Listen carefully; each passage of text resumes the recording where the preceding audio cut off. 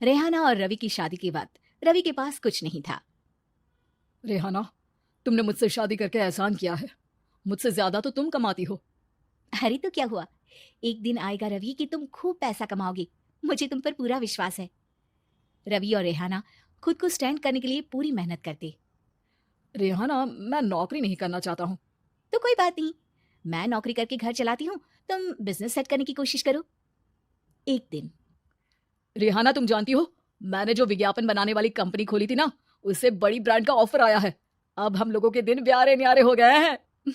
मैं जानती थी रवि कि एक दिन तुम सेटल हो जाओगे। रवि का काम अच्छा चल जाता है। एक दिन वो रेहाना से कहता है, रेहाना, अब हम लोगों का बच्चा भी हो गया है। बहुत छोटा है वो। उसका ख्याल कैसे रखेंगे हम? कैसे क्या, मैं गांव से माँ को लेकर आ जाती हूँ। नौकरी से हाफ डे ले लिया करूंगी। अभी तो वो छोटा है, स्कूल जाने तक मैं मैनेज कर लूंगी। देखो रेहाना, मैं अब अच्छा कमा रहा हूँ। तुमको नौकरी करके परेशान होने की कोई जरूरत नहीं है। अरे कैसी बात कर रहे हैं, मैं अपनी लगी लगाई नौकरी कैसे छोड़ दूं। और मैंने तो सुना है हम लोगों को कुछ ही महीनों में सरकारी नौकरी मिल जाएगी। सरकारी नौकरी में कितना कमा लोगी? उतने में तो मैं ड्राइवर रख लूंगा। रेहाना को रवि की बात का थोड़ा बुरा तो लगता है। कम से कम मेरी नौकरी की इतनी बेइज्जती मत करो। भूल गए, इसी नौकरी के बदौलत तुमने अपना बिजनेस खड़ा किया है। अरे वो तो मैं किसी के भरोसे भी कर लेता।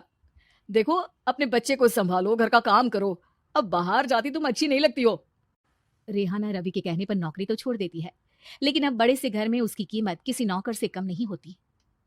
एक दिन रवि का दोस्त आता है।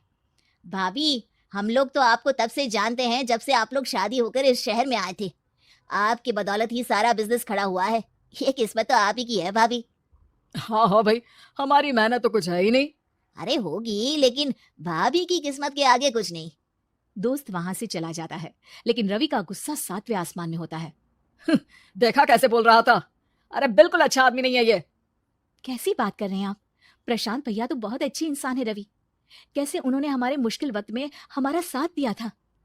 अरे था पैसा तो साथ दिया, नहीं तो कौन पूछता है। रवि का व्यवहार पैसा आते ही अलग हो गया। वो बंदे को बंदा नहीं समझता। घमंड से घिरे रवि ने तो एक दिन हद ही कर दी। रेहाना, मैं अब तुम्हारे साथ नहीं रह सकता हूँ। क्या? क्या बकवास कर रहे हो रवि? क्या कहना चाहते हो? और क्यों नहीं रह सकते तुम मेरे साथ? देखो, मुझे कोई और पसंद है, और उसने साथ रहने पर बस यही शर्त रखी है कि मुझे तुम्हें तलाक देना होगा। रेहाना, जो कि एक स्वावलंबी महिला थी, उसने बिना देर किए रवि को कह दिया, कोई इश्यू नहीं, मुझे पैकिंग में 4 दिन का वक्त लगेगा, लेकिन तब तक मैं तुम्हारे साथ नहीं रहूंगी। 4 दिन के लिए तुम कहीं और शिफ्ट हो जाओ, मैं घर से निकलूंगी तो बता दूंगी। रवि घर छोड़कर चला जाता है। रेहाना को दुख होता है, वो रोती है, लेकिन व्यवहार से स्ट्रांग रेहाना को पति के वापस आने का और उसे सबक सिखाने का पूरा भरोसा था। फिर एक दिन, अरे शुशिका, कब शादी करोगे तुम मुझसे? यार मैंने तो सोचा था तुम शादी से पहले मुझे विदेश लेकर जाओगे, महंगी कार दिलाओगे। अरे सब दिला दूंगा, लेकिन पहले मुझसे शादी तो कर लो। हाँ हाँ, क्यों नहीं। मैं कुछ दिनों के लिए अपने मम्मी पापा के पास जा रही हूँ और लोगों से अपनी शादी की बात करूंगी। अरे शुशिका, कैसे रहूंगा मैं तुम्हारे बिना। अब तो शादी ही होने वाली है हम लोगों की। शुशिका रवि को छोड़कर चली जाती है। रवि घर आता है, जहां रेहाना को ना पाकर उसे सब अजीब लगता है। घर तो रेहाना के बिना कुछ नहीं है। बच्चे की याद भी आ रही है। चलो एक वीडियो कॉल कर लेता हूँ। रवि रेहाना को वीडियो कॉल करता है, लेकिन रेहाना फोन नहीं उठाती। रात को सोते वक्त मन कर रहा है मुन्ने को गले लगा लूं। चलो कोई ना, शुशिका से शादी के बाद मेरे और भी बच्चे होंगे। अगले दिन रवि ऑफिस जाता है, जहां टीना खड़ी होती है।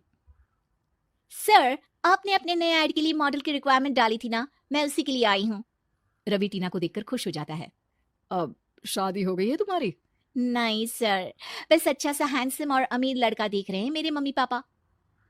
रवि के दिमाग से तो टीना को देखकर शुशिका का ख्याल भी खत्म हो जाता है।